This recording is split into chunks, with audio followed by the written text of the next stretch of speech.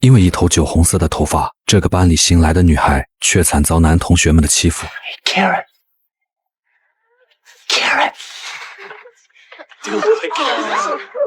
How dare you!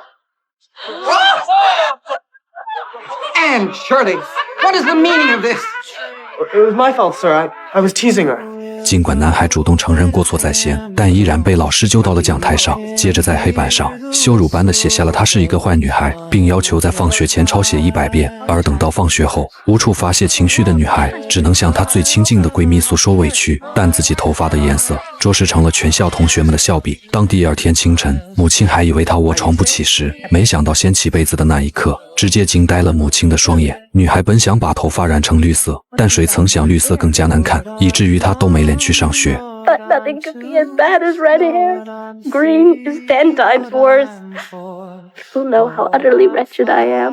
这就是改编于加拿大女作家露西·蒙哥马利的经典小说《清秀佳人》。如果想在这个炎炎夏日看一本清凉治愈的影片，那么这部具有田园风光的名著就像一支冰激凌一样，很难不俘获读者们的芳心。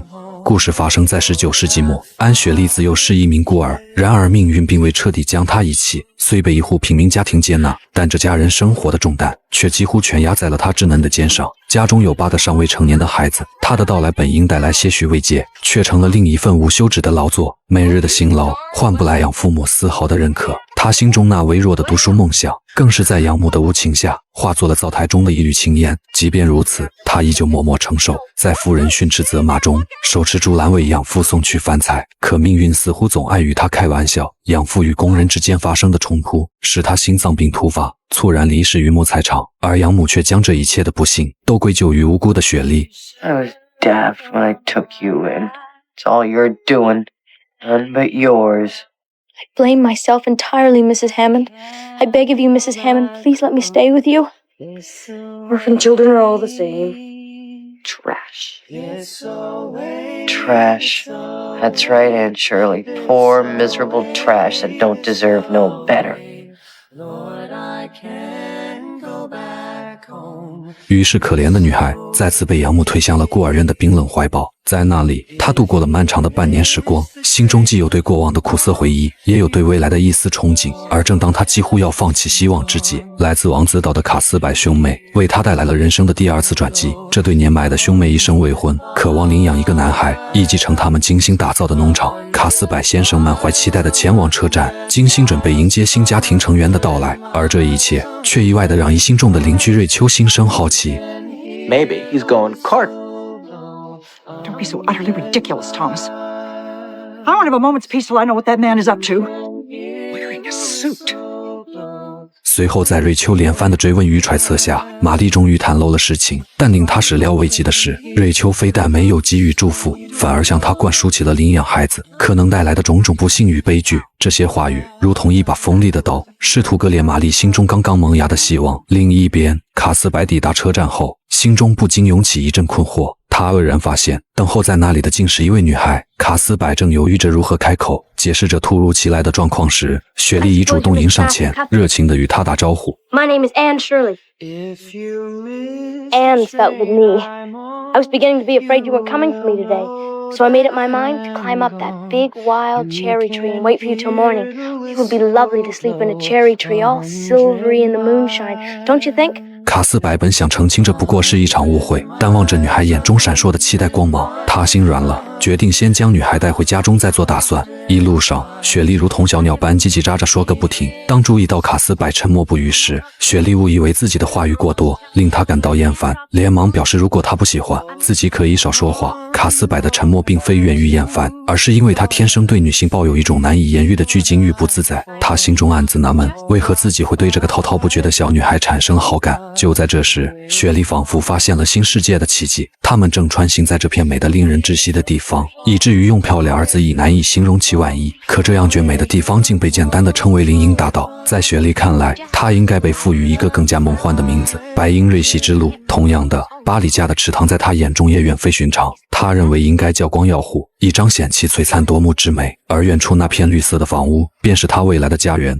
心中充满了无限的憧憬与向往。随后，雪莉紧紧抓着那只装满了她所有家当、略显破旧的手提包，紧紧跟随着马修的步伐，踏进了那扇即将开启她新生活的门扉。Overwhelmed.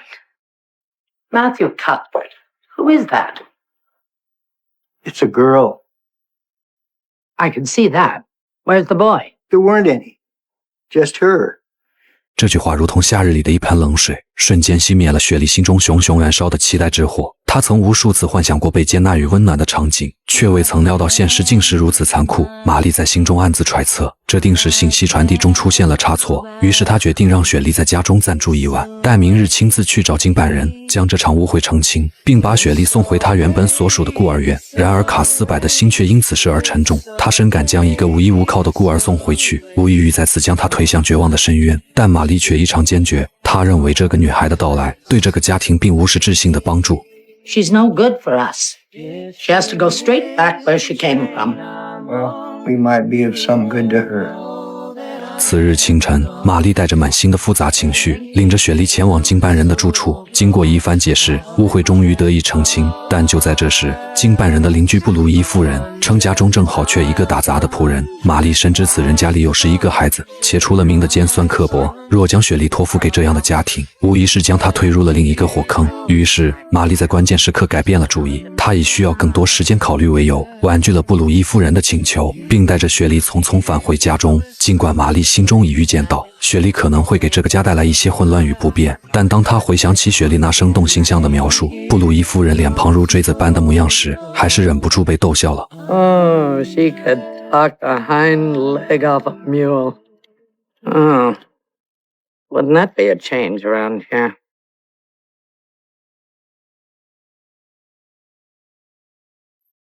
然而对于雪莉而言，却让她无法完全放松下来，因为自己还需要经历一段时间的试用期，才能真正成为这个家庭的一份子。未来的路还很长，但她已经做好了准备，去迎接每一个挑战与机遇。第二天清晨，玛丽收养女孩的消息迅速传遍了邻里，长舌妇瑞秋女士便是第一个闻风而至的访客。她一踏入门槛，便对雪莉投以审视的目光，言语间不乏挑剔，质疑玛丽怎么会选择了这样一个外表纤瘦、头发还红得如此醒目的女孩。这句话无疑触动了雪莉的敏感神经，红发一直是她心中的一道防线。Awful heart, her hair's as red as carrots.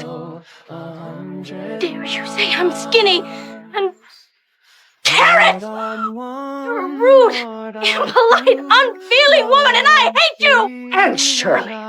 How would you like to have nasty things said about you? How would you like to be told that you're fat, ugly, and a sour old gossip?发泄完愤怒后，雪莉转身便匆匆逃离了现场。玛丽见状，本想为养女向瑞秋致歉，但话到嘴边，却成了对雪莉尊严的坚决维护。她语气坚定地指出瑞秋言辞的过分之处。然而，考虑到瑞秋不仅是长辈，更是自己多年的老友，玛丽还是决定让雪莉去道个歉，以平息这场不必要的风波。但雪莉却是个倔强的小丫头，她认为自己并没有做错什么，为何要向一个无端指责自己的人低头？ I cannot ask Mrs. Lynde to forgive me. If you expect to remain under my roof, you will apologize to Mrs. Lynde. You'll have to send me back.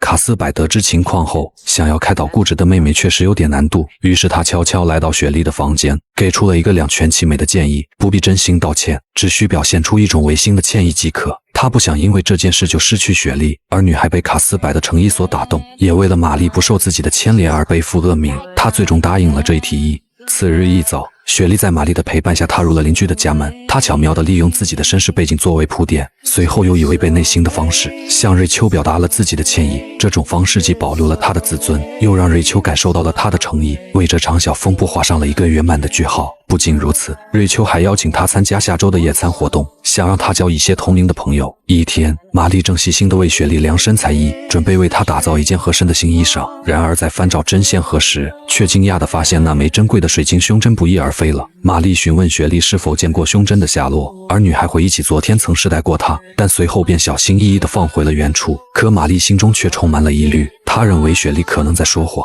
怀疑是她不小心弄丢，或是故意拿走了胸针。面对玛丽的质疑，雪莉始终坚持自己没有说谎，但她的否认并未能平息玛丽心中的怒火。愤怒之下，玛丽罚雪莉回到房间反省，直到她承认错误为止。其实在玛丽看来，比起胸针的丢失，她更不能容忍的是雪莉的不诚实。她无法接受自己收养的孩子是一个小偷或骗子。随着时间缓缓流逝，当玛丽端着午餐上楼时，雪莉终于开口坦白了。原来雪莉昨天确实带着胸针出去玩，但不小心在湖边玩耍时，将其掉入了湖中。雪莉的声音中带着一丝颤抖和不安，本以为坦白后就能得到玛丽的原谅，并参加下午计划好的野餐。然而玛丽听完养女的坦白后，怒火却更加难以遏制。她无法理解雪莉为何能在弄丢如此珍贵的物品后，还表现得如此平静，仿佛没有丝毫的悔意。在玛丽看来，这种态度比失去胸针本身更加让她难以接受，甚至开始厌恶收养这个孩子了。而正当女人准备出门冷静一下时，卡斯柏突然眼尖地发现了问题所在。原来那枚不见的水晶胸针竟然就挂在了玛丽自己的披肩上。Whatever made you say that you took it and lost it? You said you'd keep me in my room until I confessed. Just thought up a good confession and made it as interesting as I could.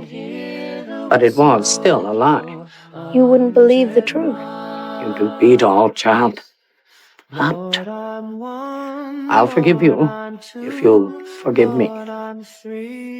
有惊无险的风波过后，雪莉的心情如同春日里明媚的阳光，终于得以在下午的野餐现场尽情释放。这里是一片欢乐的海洋，每个人都以友善的笑容相待，没有嘲笑也没有冷落，只有温暖的陪伴。牧师太太那温柔的话语如同春风拂面，夸赞雪莉是个可爱的女孩，让她的心中充满了感激与喜悦。巴里太太更是热情，主动让自己的女儿戴安娜与雪莉交朋友。起初雪莉还有些矜持，保持着小女孩的羞涩与拘谨，但随着远处游戏的开始，她再也按捺不住内心的雀跃，拉着戴安娜的手，勇敢地加入了男生们的行列。在这场速度与默契的较量中，雪莉与戴安娜竟然出人意料地赢得了比赛。而在这群孩子里，有一个名叫杰儿的男孩，长相英俊帅气，是众多女生心中的男神，却对雪莉投来了不那么友好的眼色，这让女孩对他的初印象大打折扣。转眼间上学的日子来临，雪莉被安排与戴安娜坐在一起，两人成了学习上的好伙伴。然而令人意想不到的是，上学第一天雪莉就遭到了男孩们的捉弄，而坐在旁边的杰儿更加过分，自以为是女孩们心中的男神，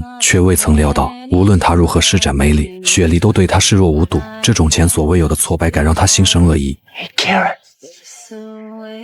Carrot.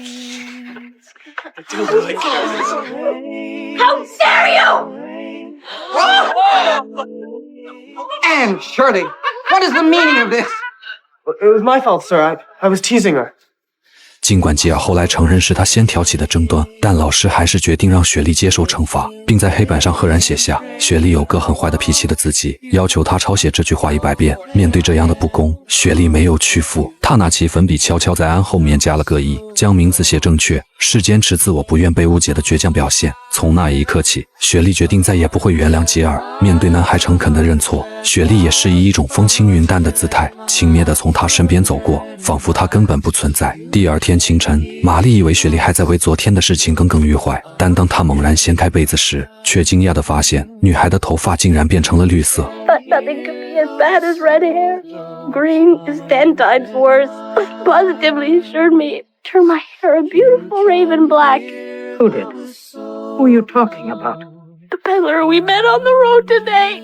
雪莉原本以为自己在学校打了同学的头，会遭到玛丽的责备，甚至将她送回孤儿院。但玛丽却温柔地告诉她，这里就是她的家，无论发生什么，她都可以永远留在这里。这份突如其来的温暖，让雪莉心中的忧愁瞬间烟消云散，取而代之的是满满的幸福和感激。在这个新家里，雪莉不仅找到了归属感，还收获了渴望已久的知心朋友戴安娜。每当有女生嘲笑雪莉的雀斑时，戴安娜总是毫不犹豫地站出来，用她那勇敢而坚定的声音回击对方。他们一起上学放学，一起在广阔的野外奔跑嬉戏，享受着无忧无虑的童年时光。更有趣的是，他们还创造了一套专属于自己的秘密暗号，一个特定的手势代表树下相见，而雪莉则通过滑动百叶窗的次数来回应对方。这天，雪莉不慎从屋顶滑落，不幸摔伤了一只脚。为了尽快回家，她和戴安娜决定穿过那片被雪莉描绘的阴森恐怖的树林，试图走捷径回去。然而当他们真的置身于这片树林之中，那些曾经只是雪莉丰富想象力的鬼怪故事，此刻却仿佛成了现实，让雪莉自己也不禁害怕起来。 I'm scared. So am I. Deliciously scared. Mrs. Hammond said she once felt the ghost of a murdered child creep up behind her and lay its icy fingers on her hand. Charlie's grandmother is a very religious woman, And I don't think she would lie. 就在这时，他们意外发现了一幢破旧的小木屋，孤零零地立在那里，更添了几分神秘与不安。雪莉本想安慰戴安娜别怕，自己却不慎失足跌入了一旁的深沟中。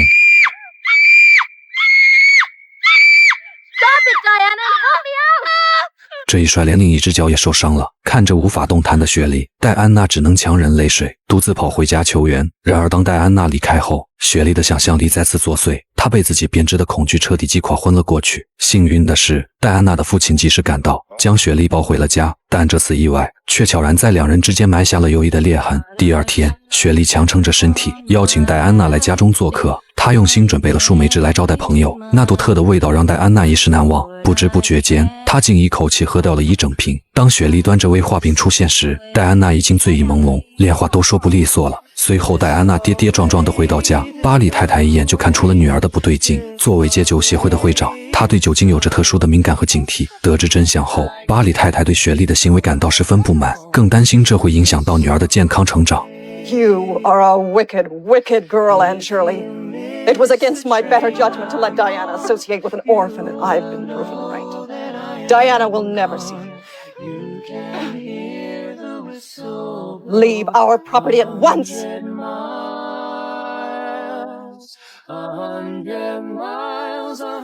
时间来到第二天上午，戴安娜不顾母亲的反对，偷偷与雪莉见面。两位好友相对而泣，甚至他们的友谊正面临着前所未有的考验。在那一刻，他们紧紧握住彼此的手，立下了坚定的誓言，即使未来可能永不说话，也要永远珍惜并忠诚于这份珍贵的友谊。 Farewell, my beloved friend. Henceforth we must be strangers living side by side. But my heart will be ever faithful to thee.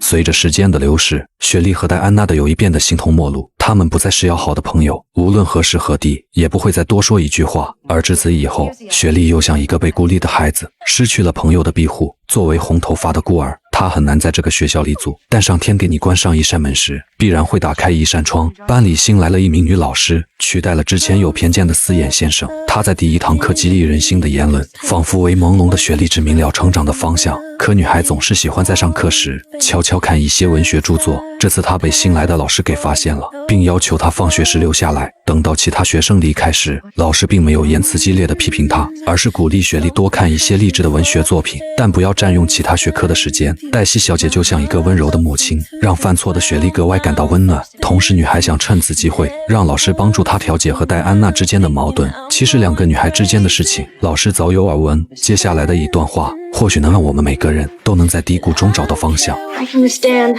the social persecution of being an orphan. It is a terrible injustice to be falsely accused. Sometimes people don't want to hear the truth, Anne. You see, it frightens them, so they put up walls to protect themselves from it. What we must bear in mind is that all these trials and tribulations that pop up in our lives, well, they serve a very useful purpose. They build character, as long as we can hold on to the lessons we've learned from our mistakes. Remember, you can always start everything afresh tomorrow. As far as the truth goes, don't lose heart. Diana will always be your friend. No matter what anyone accuses you of, in the end, the truth will set you free. The truth will set you free. 没错，真相能使人重获自由，就像斯嘉丽在《乱世佳人》说的那样，明天又是崭新的一天。转眼来到了寒冷的冬季，这天小镇上的妇女都去镇上参加集会，雪莉的养母也不例外。她交代好家里的事宜后，便匆匆跟随雪橇车踏上了行程。可当夜晚女孩正和养父聊天时，戴安娜急促地闯了进来。她的妹妹突遭喉炎侵袭，病情危急万分。遗憾的是，镇上的居民大多已前往省城参与集会，预计次日才能回来。面对这突如其来的变故，卡斯百毫不犹豫地起身去寻找医生，而雪莉则以她特有的冷静与沉稳，迅速从柜中取出一瓶土根剂。因为在过往收养她的家庭里，孩子们时常遭受喉炎之苦，这让她对急救措施了如指掌。当到达戴安娜家里时，小宝宝病情着实很严重，急促喘息的声音在屋内回荡，每一声都显得那么嘶哑而沉重。Put some wood in the stove, Mary Jo, and pour some water. I didn't mean to hurt your feelings, but you might have thought of that before if you had any imagination.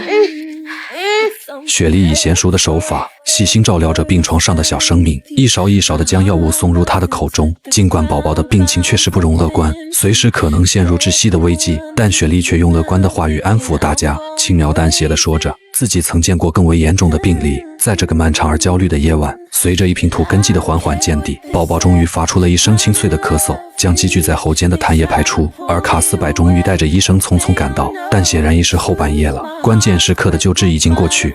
Would have been too late by the time I got here. Save this little baby's life. 雪莉度过了一个不眠之夜，当她再次从睡梦中醒来时，已经是第二天午后了。这时玛丽告诉了一个令人振奋的消息，戴安娜的母亲诚挚地邀请她前往家中共进晚餐。雪莉的心中顿时涌起一股难以言喻的喜悦，仿佛昨夜的疲惫被这突如其来的好消息一扫而空。她几乎按捺不住内心的激动，匆匆披上大衣，便着急地向戴安娜家奔去。来到戴安娜的家里，巴里太太以一种温柔而诚恳的态度，为之前误解雪莉灌醉戴安娜的事情向她表达了深深的歉意。更令人惊喜的是，巴里太太还热情地邀请雪莉一同前往卡莫迪镇参加即将举行的圣诞舞会。然而养母却坚决反对雪莉参加舞会，她认为那是一个只属于大人的世界，对于雪莉这样的孩子来说既不合适也不安全，更何况还要在那里过夜。玛丽的反对让雪莉的心瞬间跌入谷底，她难过的转身默默走上了楼梯。而此时平时里沉默寡言的卡斯柏开口了。 Fact is, Morella, you never went to a ball. Fact is, this whole idea's got you scared to death. That little girl ought to have all the kindness we can give her. We got no call to raise her as cheerless as we was. Have an opinion. Besides, it's Christmas. You ought to let her go. 最终在卡斯柏的坚持下，玛丽一颗固执的心开始动摇，她终于同意了让雪莉参加舞会。为了这次难得的机会，卡斯柏更是做出了前所未有的举动，克服了自己对于女士交流的恐惧，悄悄前往商店为雪莉精心挑选了一套带有蓬蓬袖的洋装。 I should have waited till Christmas, but I thought you might want to wear it to the ball. Don't you like it? Like it? It's more exquisite than any dress I could ever have imagined. Puff sleeves. Happiest in the world. You were a man of impeccable taste, Matthew. I don't want to get your dress dirty.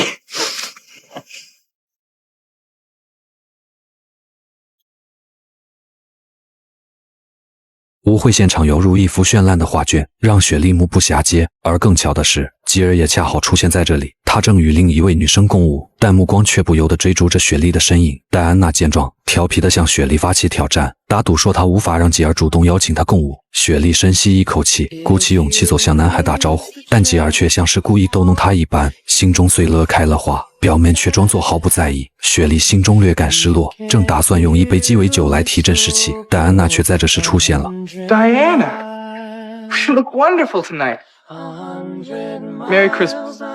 Merry Christmas to you too, Gilbert. 雪莉的邀请未能如愿，但戴安娜的机智化解了尴尬，并邀请雪莉和她一同跳舞。两个女孩在舞池中尽情释放着青春的活力，直到兴奋地玩到很晚。就在深夜休息前，雪莉突发奇想，提出与戴安娜进行一场比赛，看谁能更快地抵达客房的床上。随着一声令下，两人如离弦之箭般冲出房间。然而当他们兴奋跳上床时，却意外听到身下传来的一声惊呼。两个女孩脸上布满了诧异，更是让身下的老人差点原地立分。原来躺在床上的是戴安娜的姑婆，可母亲明明告知姑婆明天才到，怎么今晚就已经在这里了？姑婆被两人孩子的顽皮气疯了，坚决要将此事告知戴安娜的父母，并扬言要中断对女孩音乐课的资助。 I most certainly will tell her. She'll want to know the reason why I changed my mind about the music lessons I was going to pay for. You need a few lessons in behavior more than in music, young lady. Now get out of here and let a poor old woman get some sleep. 戴安娜的姑婆很有钱，是家族中唯一能够承担这笔昂贵费用的支持者。雪莉深感责任重大，不愿因自己的一时疏忽而影响到戴安娜的梦想，于是他毅然决定亲自向姑婆致歉。翌日清晨，雪莉怀着一颗谨慎的心踏入了乔姑婆的房间。她早已听闻乔姑婆的言里，眼前的情景更证实了这一点。乔姑婆的怒气依旧未消，仿佛连空气都为之凝固。雪莉深吸一口气，鼓足勇气主动承担起所有的过错，并恳请乔姑婆能够换位思考，理解他们昨晚的无心之举。But we honestly didn't know you were in there, and you scared us half to death. You should just imagine how exciting it was going to be for me to sleep in a spare bedroom reserved for important company such as yourself. As it was, I had to sleep with Minnie May, and you don't know how she kicks. Mine was the sleep of the bitterly disappointed Miss Barry. 这几句发自肺腑的话语，似乎触动了姑婆内心深处的柔软。她停下了手中正在给戴安娜父母写信的笔。经过一番深思熟虑后，姑婆的怒气终于烟消云散了。她同意继续资助戴安娜的音乐课，但提出了一个条件：雪莉需要偶尔前往夏罗镇看望她。转眼间，雪莉已在小镇度过了3个春秋。她的想象力丰富多彩，文学底蕴也愈发深厚。一日，她突发奇想，与小伙伴们相约湖畔，欲将湖畔美景化作一幕戏剧的舞台，而雪莉则化身剧中死去的伊莲，静静地躺在一艘略显破旧的小舟之中，四周被女孩们精心布置的鲜花环绕，她们轮流在伊莲的额头上留下轻柔的一吻。随后，这艘承载着哀思与梦幻的小舟缓缓驶向潺潺流水之中，女孩们则满怀期待地朝池塘下游奔去，期待着见证那场诗意盎然的船葬。起初，雪莉沉浸在角色扮演的忘我境界中，朗诵着优美的诗句，周遭的一切显得既浪漫又富有情趣。然而好景不长，小舟竟悄然漏水了，险些将雪莉一同淹没。随后，她机敏地跃出小舟，紧紧抱住湖中央的一根木桩，等待着伙伴们的救援。与此同时，下游的女孩们发现小舟逐渐沉没，误以为雪莉遭遇不测，顿时尖叫连连，惊慌失措地奔跑呼救。而另一边，千钧一发之际，吉尔恰好划着船出现在雪莉的视线中，他毫不犹豫地靠近了女孩。尽管雪莉深知很快就会有救援，但长时间保持不雅姿势让她倍感不适。最终，她还是勉强接受了吉尔的帮助，登上了他的小船。即便身处如此尴尬境地，雪莉依然努力维持着略显娇羞的风度。随后，吉尔将船稳稳地划向岸边，待船一靠岸，雪莉便匆匆跳下准备离去。然而，吉尔却在这时递给她一张成绩单。原来，在这次皇后学院的考试中，她与吉尔竟然都拿到了第1的好成绩。Can we be friends? This childishness has gone on long enough, don't you think? The fact that you rescued me unnecessarily hardly wipes out past wrongs. Look, I'm sorry I ever said anything about your hair. You have no idea how sorry. It was so long ago. Aren't you ever going to forgive me? You hurt my feelings excruciatingly. I only said it because I wanted to meet you so much. Why did you turn your back on me at the Christmas ball? Man, that was over a year ago. It was a deliberate humiliation. Anne, wait a minute. Everyone will think I've drowned! 面对男孩突如其来的认错和表白，雪莉没有给出准确的答复，便匆匆地抛开了。因为学院考试中的出色表现，荣获桂冠的雪莉被特别邀请，成为小镇慈善音乐会上的嘉宾进行义演。面对这突如其来的荣誉，雪莉内心充满了紧张与不安。特别是当她得知自己将紧随一位备受赞誉的专业朗诵家之后登台时，那份压力更是倍增。站在舞台上的那一刻，雪莉的心跳如鼓，紧张的几乎无法言语。但就在这时，她的目光在观众席中捕捉到了吉尔，她决心不能让对方看扁自己，于是深吸一口气，调整好自己的状态，最终呈现了一场精彩绝伦的表演，赢得了观众们的热烈掌声。当慈善义演结束后，她想要趁着这个机会向上次吉尔在湖边的表白说清楚。然而正当她准备走向男孩时，却被前来的家人打断了。与此同时，吉尔与另一个女孩在远处交谈着什么，随后似乎因为某些原因生气地离开了现场。雪莉好不容易摆脱了家人的纠缠，但当她追出去时，只看到了吉尔驾着马车远去的背影。少女情怀总是梦，或许内心的失落与纠结，只能向身边最好的闺蜜倾诉。入学日终于悄然而至，火车站的短暂别离后，雪莉踏上了皇家学院的新征程。在这里，她面临着选择，是1年还是2年完成教师课程的挑战。与一同入学的吉尔似乎有些默契，两人都选择了紧凑的1年制，不仅为了尽早获得教师资格证，更因为雪莉心中怀揣着一个更远大的梦想，赢得艾弗利奖学金，那将是通往瑞蒙大学深造的钥匙。以及每年$250的宝贵补贴。于是，雪莉每天沉浸在书海之中，勤奋刻苦的学习。然而，乔姑婆却提醒她，在追求学术的道路上，也不应忽视情感的滋养，尤其不要留下青春初恋时的遗憾。雪莉听从姑婆的建议，将心中的情愫化作文字，向吉尔倾诉。但命运似乎总爱开些玩笑。当他满怀希望地走向图书馆，却目睹了吉尔与一位陌生女孩相谈甚欢的场景。气愤的雪莉当场把信撕成了碎片。原来这一切只是自己自作多情了。时光荏苒，1年的学习生涯转瞬即逝。雪莉凭借着不懈的努力，以文学第1名的优异成绩，如愿以偿地摘得了艾弗利奖学金的桂冠。这也意味着她即将踏上前往瑞蒙大学的旅程。然而喜悦之中却夹杂着一丝苦涩，因为戴安娜带来了一个消息：吉尔决定留在小镇教书。面对家庭的经济压力，他不得不放弃继续深造的梦想，选择用自己的方式为未来打拼。 He's a determined young man.